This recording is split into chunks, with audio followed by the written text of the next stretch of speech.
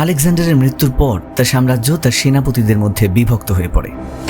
পারস্য এবং প্রাক্তন আকিমেনীয় ভূমির বেশিরভাগ অংশ জুড়ে বিস্তৃত হয় সেলুসিড সাম্রাজ্য। গ্রিস এবং বলকানের কিছু অংশে আধিপত্য বিস্তার করে অ্যান্টিগনিক ম্যাসিডোনিয়া, আর প্রথম টলেমি এবং পরবর্তীতে তার উত্তরসূরিদের দ্বারা শাসিত হতে থাকে টলেমীয় মিশর। এই টলেমীয়রা মিশরে গ্রিক এবং মিশরীয় ঐতিহ্যের মিশ্রণ ঘটিয়ে শাসন করতেন। প্রায় ৩০০ বছরের স্থায়ী সময়টিকে বলা হতো হেলেনিস্টিক যুগ। প্রিয় দর্শক, রাজা যায় রাজা আসে আজকের পর্বের আলোচনায় রয়েছে টলেমি বংশের সর্বশেষ এবং সবচেয়ে বিখ্যাত শাসক ক্লিওপেট্রা।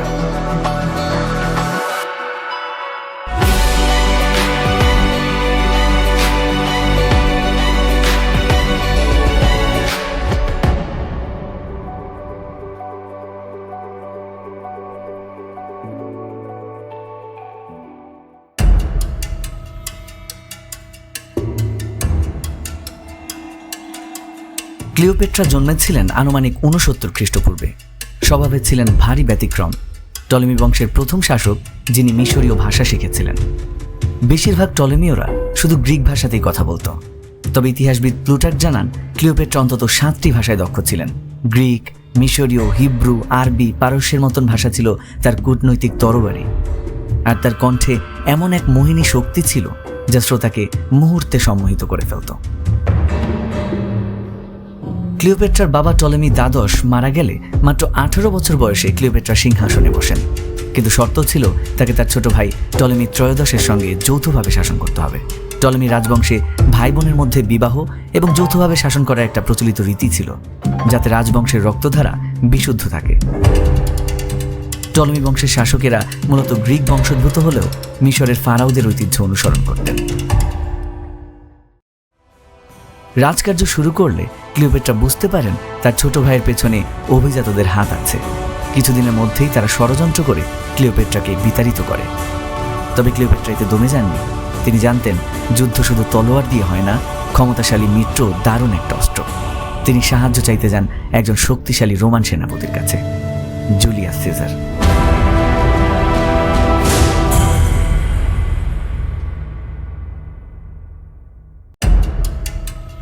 '৪৮ খ্রিস্টপূর্বে রোম ছিল গভীর রাজনৈতিক সংকটে। তখনও কাগজে কলমে রোমান প্রজাতন্ত্র চলছিল, কিন্তু শুধু নামেই। আসলে ক্ষমতার লড়াইয়ে প্রজাতন্ত্রের আদর্শ হারিয়ে যাচ্ছিল। সেনেট দুর্বল হয়ে গিয়েছিল, আর বাস্তবে ক্ষমতা ছিল ৩ জনের হাতে, যাদের বলা হতো ফার্স্ট ট্রায়াম্ভিরেট, অর্থাৎ ৩ জন শীর্ষ নেতা, জুলিয়াস সিজার, পম্পে আর ক্রাসাস। কিন্তু ক্রাসাস মারা গেলে সিজার আর পম্পের মধ্যে শত্রুতা বাড়ে। শেষমেশ তা পুরোদমে গৃহযুদ্ধে রূপ নেয়।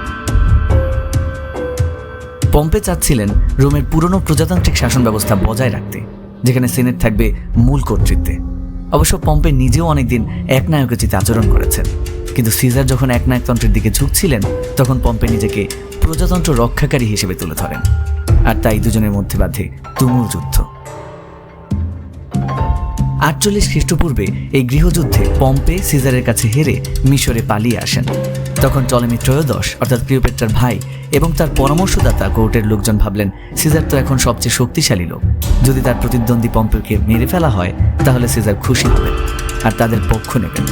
সেই চিন্তায় পম্পে মিশরে উপকূলে নামা মাত্রই মিশরের শাসকরা পম্পেকে হত্যা করে এবং তার খণ্ডিত মাথা সিজারকে উপহার দেয়, যেন সিজারের সঙ্গে বন্ধুত্ব করে ওঠে। কিন্তু হলো বিপরীত।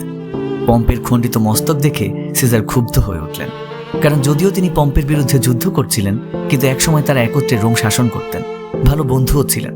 সিজার চেয়েছিলেন পম্পেকে রোমে এনে বিচার করবেন, তাকে এভাবে কাপুরুষের মতো মেরে ফেলার পক্ষে তিনি ছিলেন না। আর এই কারণেই সিজার আর টলেমির সম্পর্ক তলানিতে গিয়ে পৌঁছল। অন্যদিকে ক্লিওপেট্রার জন্য তৈরি হলো মোক্ষম সময়।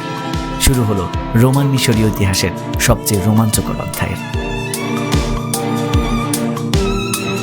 সিজার মিশরে আসলে ক্লিওপেট্রা তার সঙ্গে একান্তে দেখা করার জন্য একটা নাটকীয় উপায় বেছে নিলেন। নিজেকে একটা গালিচায় মুড়ে উপহার হিসেবে সিজারের কাছে পাঠালেন। ভীষণ অবাক হলেন সিজার, এবং পরিচয়ের পর দুজনের মধ্যে একসময় প্রেমের সম্পর্ক গড়ে উঠল। সিজারের সহায়তায় ক্লিওপেট্রা তার সিংহাসন পুনরুদ্ধার করলেন। তাদের সম্পর্ক থেকে জন্ম নিল এক পুত্র সন্তান, সিজারিয়ন। জুলিয়াস সিজার পরবর্তীতে রোমে ফিরে গেলেন, কিন্তু খ্রিস্টপূর্ব ৪৪ সালের ১৫ই মার্চ রোমান সেনেটে ভয়াবহ এক দৃশ্যের অবতারণা ঘটল। প্রায় 60 জন সেনেটর একযোগে তার উপর ঝাঁপিয়ে পড়ল।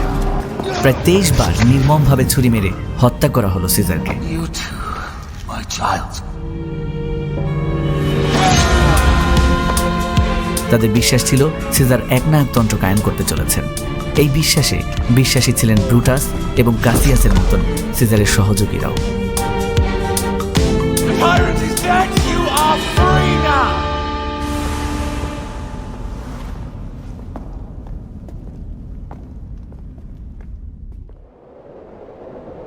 সিজারের হত্যার পর রোমের রাজনৈতিক অস্থিরতা শুরু হলে ক্লিওপেট্রা নিঃশব্দে মিশরে ফিরে যান এবং তার পুত্র সিজারিয়নকে সহশাসক ঘোষণা করেন।